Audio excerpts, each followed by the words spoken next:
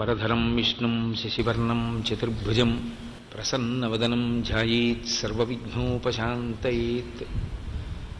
గురుర్బ్రహ్మా గురుర్విష్ణుః గురుర్దేవో మహేశ్వరః గురుః సాక్షాత్ పరబ్రహ్మ తస్మై శ్రీగురవే నమః.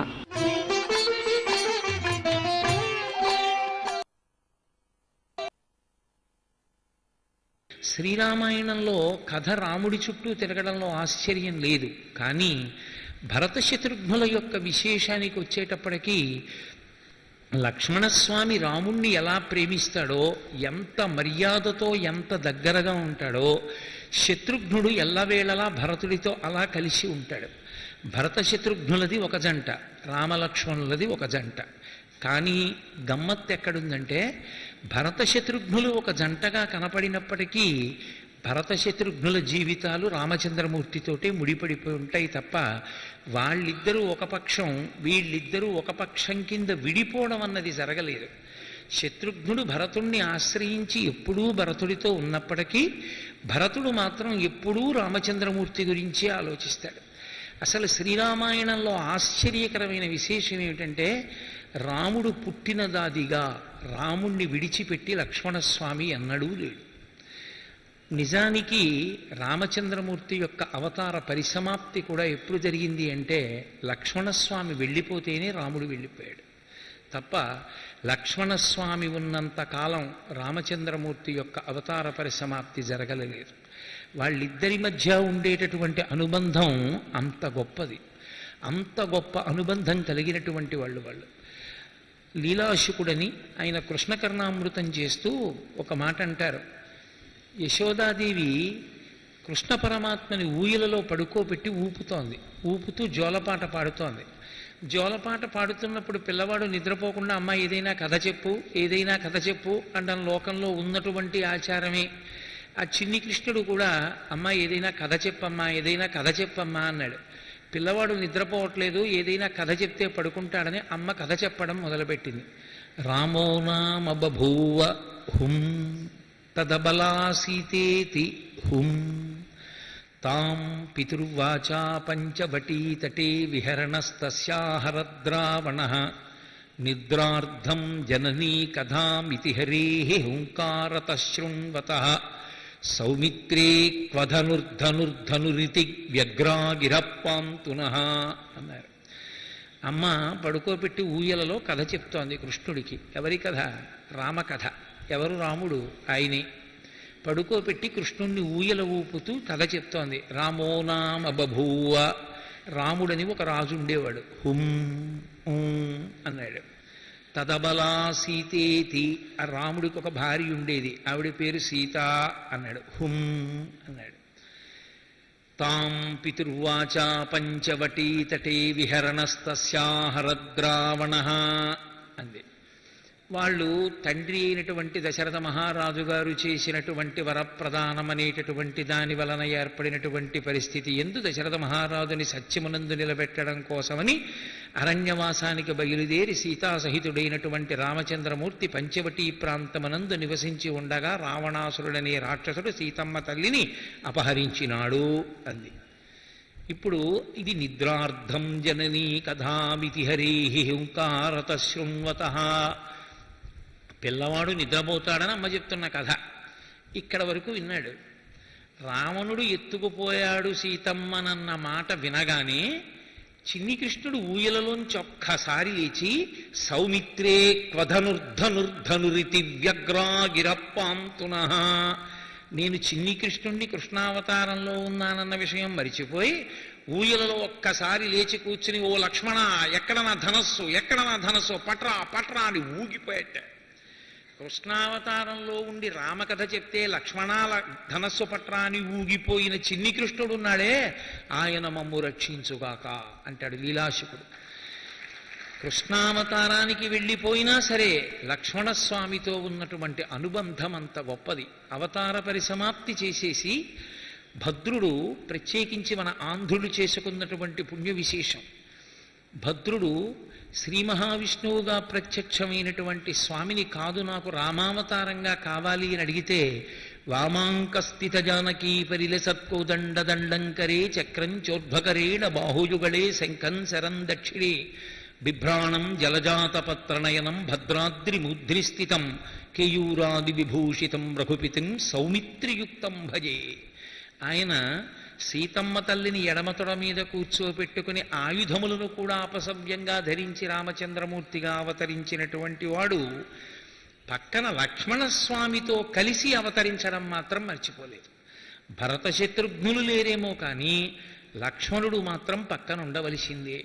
అందుకే మహర్షి అంత అందమైన మాట వాడారు, బహిప్రాణ ఇవాపరహ అన్నారు. రామచంద్రమూర్తి యొక్క ప్రాణము బయట తిరిగితే, ఆ ప్రాణము ఒక సాకార రూపమును ధరిస్తే అదే లక్ష్మణస్వామి. అంత అన్యోన్యంగా, అంత ప్రేమగా ఇద్దరు తిరుగుతుండేవారు. లక్ష్మణుడికి జీవితంలో ఆయన లక్ష్మీ సంబంధము కలిగిన వాడు పేరులో. ఆయనకున్న గొప్ప లక్ష్మి ఏమి అంటే అన్నగారి సేవే.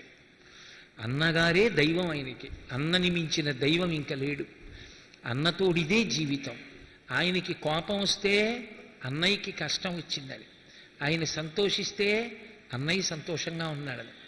ఆయనకి ఏం కావాలి? ఏమీ అక్కర్లేదు. ఒక పదవి కాదు, ఒక గుర్తింపు కాదు, ఓ బిరుదు కాదు, ఏమీ అక్కర్లేదు. ఎప్పుడూ అన్నయ్య పక్కన నించుని ఉండడం. అన్నయ్యకి ఎవరైనా అపకారం చేశారని మనసులో అనిపించిందా, బుసలు కొట్టేస్తాడు, ఆపుకోలేడు.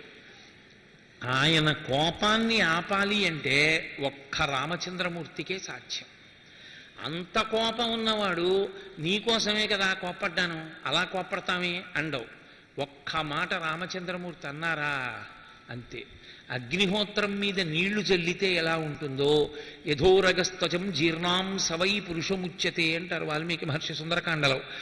ఒక పాము తన శరీరమునందు పుట్టినటువంటి కుబుసాన్ని ఎలా విడిచిపెట్టేస్తుందో, ఒక్క మాట రామచంద్రమూర్తి అంటే లక్ష్మణస్వామి తన కోపాన్ని అలా విడిచిపెట్టేస్తారు. వాళ్ళిద్దరి అనుబంధం అంత గొప్పది. భరత శత్రుఘ్నుల అనుబంధం అంత గొప్పది. అంత గొప్పదైన భరత శత్రుఘ్నుల అనుబంధం రామచంద్రమూర్తితో అటువంటిది. అంత ప్రేమైకమూర్తులైన నలుగురి కొడుకుల్ని కన్న దశరథ మహారాజు గారు నిజంగా ధన్యాత్ముడు. శ్రీరామాయణం మొత్తం మీద అటువంటి అన్నదమ్ములు కనపడరు. లోకంలో ఎప్పటికైనా అన్నదమ్ములు అన్న మాట వస్తే ఆదర్శం ఎవరు అంటే రామలక్ష్మణ భరత శత్రుఘ్నులే. శ్రీరామాయణంలో బాలకాండ చక్కగా సాగిపోయింది, సంతోషంగా గడిచిపోయింది. చిట్ట చివర సీతా కళ్యాణ ఘట్టంలో కూడా ఏ ఇబ్బంది లేకుండా అక్క చెల్లెళ్ళ వరుస ఉన్నవాళ్లే నలుగురు అన్నదమ్ములకి భార్యలు కూడా అయ్యారు. సంతోషంగా తిరిగి వచ్చారు. కథాక్రమం ఎక్కడ జటిలమైన రూపాన్ని పొందింది అంటే, ఆ మందర మాటల వలన కైకమ్మ 2 వరాల్ని కోరి రామచంద్రమూర్తి హఠాత్తుగా అరణ్యవాసానికి వెళ్ళిపోతాను అన్నాడు. ఆయన మనస్సు యందు ఏ విధమైనటువంటి వికారమూ లేదు. ఆయన ఎప్పుడూ ధర్మమునందు నిలబడేటటువంటి ప్రయత్నం చేస్తాడు. ఆ ధర్మమునందు నిలబడ్డంలో తనకి కలిసి వచ్చిందా కలిసి రాలేదా అన్న దాంతో ఆయనకి సంబంధం లేదు. నేను ధర్మమునందు నిలబడ్డానా అదొక్కటే రాముని యొక్క లక్ష్యం. మిగిలిన వాళ్ళు అలా అర్థం చేసుకోవడం చాలా కష్టం. వాళ్ళకి మితిమీరిన ప్రేమ చేత రాముడు కష్టపడుతున్నాడా రాముడు సుఖపడుతున్నాడా ఇది వాళ్ళు చూస్తారు. కష్టమైనా సుఖమైనా ధర్మం కోసమైనా రాముడు చూస్తాడు, అంతే తేడా. ఆయనం అంటే కదలిక, రామాయణం రాముని యొక్క కదలిక. మనము కదులుతాం, మనం కదలాలంటే రెండు కాళ్ళ మీద కదలాలి. ఒక పాదం ఎత్తి నేల మీద వేసి రెండో పాదాన్ని పైకెత్తాలి, రెండో పాదాన్ని దింపి మొదటి పాదాన్ని పైకెత్తాలి. రాముడు కూడా కదులుతాడు. రాముడికి ఒక పాదం సత్యం, ఒక పాదం ధర్మం. ధర్మం మీద ఊంచుకుని సత్యాన్ని కదుపుతాడు, సత్యం మీద ఊంచుకుని ధర్మాన్ని కదుపుతాడు. సత్యధర్మములు రెండు ఆయన పాదములు. ఎప్పుడూ ఆ రెంటిని గూర్చి తప్ప ఆయనకి వేరొక అభిప్రాయం ఉండదు. అటువంటి రాముడు అకస్మాత్తుగా అరణ్యవాసానికి వెళ్ళిపోవలసి వచ్చింది.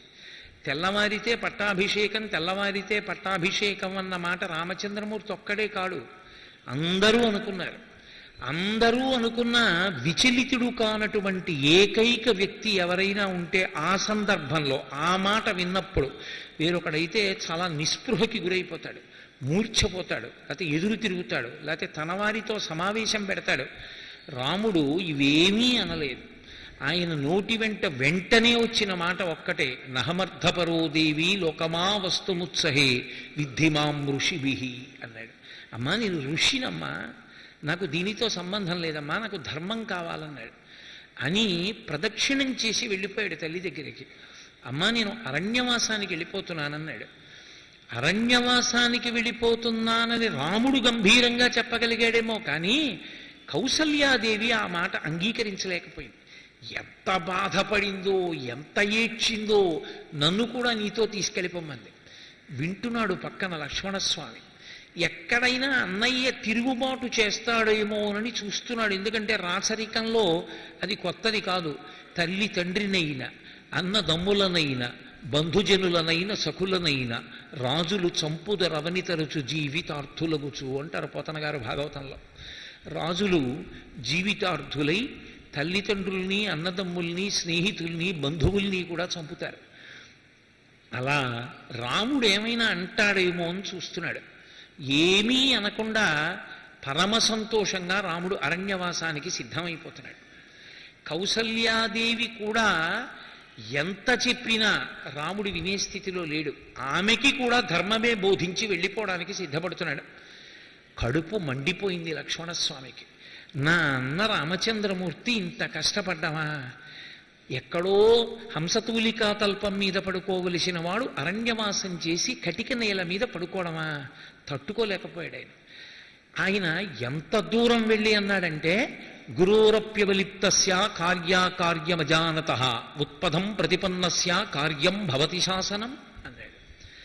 అన్నయ్య తండ్రి పెద్దవాడు, 60,000 సంవత్సరముల వయస్సు వచ్చినవాడు. కామమునకు లొంగిపోయి చిన్న భార్య కైకమ్మ అడిగింది కదా అని వంశపారంపర్యంగా పెద్దవాడికి చెందవలసినటువంటి రాజ్యాన్ని పట్టుకెళ్ళి కైకమ్మ కొడుకు భరతుడికి ఇచ్చేస్తాడా? ఏమైనా సొత్త? అన్నయ్య ధర్మం తప్పిపోయిన వాడు గురువు అయినా సరే, గురోరప్యవలిప్తస్య కార్యాకార్యమజానత, కార్యమును చెయ్యవలసిన వాడు అకార్యమును చేస్తూ ఉంటే చూసి సహించవలసిన అవసరం లేదు. నువ్వు ఓం అనన్నయ్య, ఈ కోసల రాజ్యంలో ఎదురు తిరిగిన వాళ్ళందరి యొక్క కుత్తుకలు కోసేస్తాను, రక్త ఏరులు పారిస్తాను, అవసరమైతే దశరథ మహారాజుని ఖైదు చేస్తాను, అదే ముహూర్తానికి నిన్ను పట్టాభిషిక్తుణ్ణి చేస్తాను. నువ్వు ఏమనక్కర్లేదన్నయ్య, నువ్వు కోదండం పట్టుకుని అలా నిలబడు, నువ్వు ఊ అను చాలు, నువ్వు ఊ అంటే వేసేస్తాను బాణం, నువ్వు ఊ అంటే చేసేస్తాను. అంత కోపంలో కూడా రాముడు ఊ అనని పనిని మాత్రం చేయడు. ఎందుకో తెలుసా? ఒక్కటే భయం. అన్నయ్య అనుమతి లేని పని చేస్తే అన్నయ్య మాట్లాడ్డంతే. రాముడు వేసే పెద్ద శిక్ష ఏమిటో తెలుసా? మాట్లాడడం. పాడైపోమ్మని మనసులో కోరుకోడు. ఎన్నడూ భగవంతుణ్ణలా ప్రార్థన చేయడు. నా తమ్ముళ్ళు పాడవ్వాలన్న మాట రాముని నోటి వెంట ఎప్పుడూ రాదు. రాముడు వేసే పెద్ద శిక్ష ఏమిటంటే రాముడు మాట్లాడటం. అంతకన్నా ఘోరమైన శిక్ష లోకంలో ఇంకోటి లేదు. ఎందుకో తెలుసా? శ్రీరామాయణ కాలంలో ఎవ్వరి నోటి విన్నా ఒక్కటే మాట, రామో రామో రామః. రాముడు రాముడు రాముడు. ఆ రాముడిని చూస్తే చాలు, రాముడితో మాట్లాడితే చాలు. ఆ రాముణ్ణి చూడడం, రాముడితో మాట్లాడడం అందరికీ సాధ్యం కాదు. తోడ పుట్టినవాడు ఆయన తింటే కానీ తను తినడు. ఆయనతో కలిసి పడుకుని ఆయనతో కలిసి నిద్రపోతే తప్ప నిద్రపోడు. ఇన్ని ఉన్నవాడు తనని అడగకుండా సరి అయిన వివరణ తీసుకోకుండా, తన అనుమతి లేకుండా తన చిత్తం వచ్చినట్లు తాను ప్రవర్తిస్తే మాత్రం మాట్లాడటం. అలా మాట్లాడకపోతే రాముడే మాట్లాడడు, రాముడు దగ్గరకు తీయడు అంటే లోకం అటువంటి వ్యక్తిని ఎటువంటి ముద్ర వేసి చూస్తుంది? అంతటి పరమధర్మాత్ముడైన రాముడు, పూర్వభాషీచ రాఘవ అని పేరు స్వామికి. ఆయన ముందు పలకరిస్తాడు ఎవరినైనా, తప్ప అవతలవారు తనని పలకరించాలని ఎదురు చూడడు. అంతటి సౌజన్యమూర్తి, అమృత భాండం వంటి హృదయం ఉన్నవాడు. అటువంటి అన్నగారు తమ్ముడితో మాట్లాడడం, ఆ తమ్ముడు కనపడినా పలకరించడు, ఆ తమ్ముణ్ణి చూడడం. లోకంలో ఇంకా అంతకన్నా భయంకరమైన అవమానం ఏముంటుంది? ఎక్కడికి వెళ్ళినా ఏమి మీ అన్నయ్య గారు నీతో మాట్లాడరు, ఏం చేశావు అని అడిగితే లక్ష్మణస్వామి ఏం చెప్పుకుంటాడు? అందుకే లక్ష్మణుడి జాగరూకత అంతా ఏమిటి అంటే, అన్నగారిని అడిగి అన్న అంటే తప్ప చేయడు. ఎందుకంటే ఆయన ఒక శిక్ష తట్టుకోలేడు జీవితంలో. ఏమిటి ఆ శిక్ష అంటే, అన్న మాట్లాడకపోతే ఉండలేడు, అన్న దగ్గరికి తీయకపోతే తట్టుకోలేడు. అన్న మాట్లాడితే చాలు ఆయనకి అన్ని ఐశ్వర్యాలు ఉన్నట్టే. అదే ఆయన లక్ష్మి. నిజంగా కూడా యుగాలు మారిపోయిన సీతారాములు ఎలా పూజింపబడ్డారో, సీతారాములు ఉన్న చోట లక్ష్మణస్వామి కూడా అలా పూజింపబడ్డాడు. లక్ష్మణస్వామి పక్కన లేనటువంటి రామచంద్రమూర్తి యొక్క మూర్తి కూడా మనకి కనపడదు. మీరు ఏ రామాలయానికి వెళ్ళండి, సీతారాములు ఎలా ఉంటారో పక్కన లక్ష్మణుడు ఉంటాడు. ఇంకా కొన్ని దేవాలయాలలో పాదాల దగ్గర హనుమ లేని దేవాలయాలు కూడా ఉన్నాయి. ఒక్క సీతారామ లక్ష్మణులు ముగ్గురు మాత్రమే ఉండి ఎదురుగుండా స్వామి హనుమ ఉన్నటువంటి క్షేత్రం ఉంది. భద్రాచల క్షేత్రంలో లేరు, ఉన్నారు. కానీ పక్కన లక్ష్మణస్వామి లేకుండా ఒక్క సీతారాములే ఉన్నటువంటి రామాలయం మాత్రం ఉండదు. భరత శత్రుఘ్నులు లేకుండా సీతారామ లక్ష్మణులు ఉంటారేమో, కానీ లక్ష్మణుడు లేని రాముడు ఉండడు. అంత ప్రేమైకమూర్తులు వాళ్ళు. కాబట్టి అన్న మాట్లాడకపోతే తాను తట్టుకోలేడు. అందుకే అన్నయ్య నువ్వు ఓను, దశరథుండైనా సరే కారాగారంలో పెడతాను, పెట్టి నీకు రాజ్యం ఇస్తానన్నయ్య, నువ్వు పట్టాభిషేకం చేసుకోవాలన్నాడు. ఏ పాపం చేశావన్నయ్య, ఏం ధర్మం తప్పావు, ఎందుకు నీకు ఇంత శిక్ష, ఎందుకు నిన్ను 14 ఏళ్ళు అరణ్యవాసానికి పంపించాలి? తట్టుకోలేకపోయాడు. అన్నకి కించిత్ అపకారం జరిగితే ఆయన కదిలిపోతాడు లక్ష్మణస్వామి.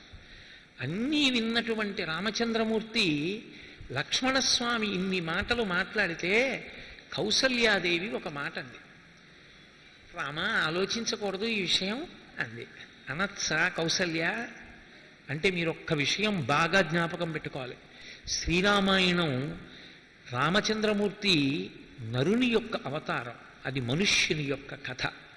మనుష్యులకు ఎలాంటి ఉద్వేగాలు ఉంటాయో శ్రీరామాయణంలో అటువంటి ఉద్వేగాలు అన్నీ ఉంటాయి.